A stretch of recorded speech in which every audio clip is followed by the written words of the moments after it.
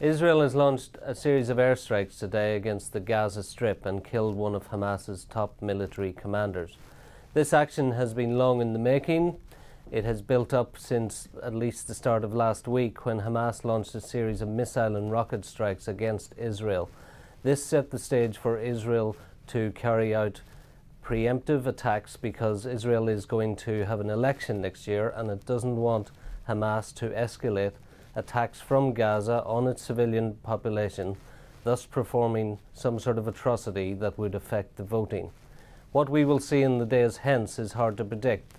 The situation has been volatile for a long time. The Middle East is in turmoil. There is no honest broker who can step in and tell Israel to back down. I think America has its own troubles. It's just after President Obama has been elected, but he is currently immersed in a very damaging scandal involving some of the very top names in his military and security CIA services.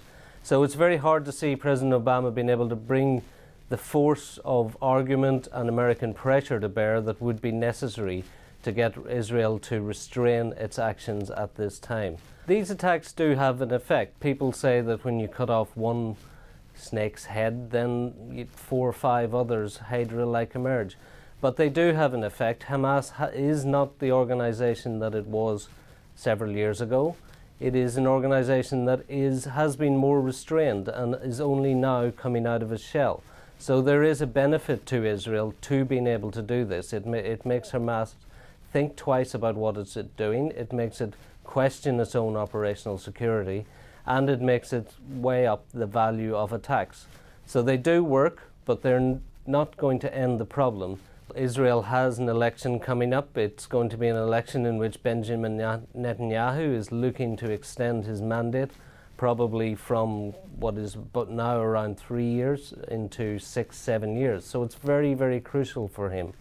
If there were attacks coming from the Gaza Strip day in, day out during the election campaign, Mr. Netanyahu would lose ground. Others would try to capitalize on that, and the opposition would want to say that Mr. Netanyahu didn't have the answers to Israel's security.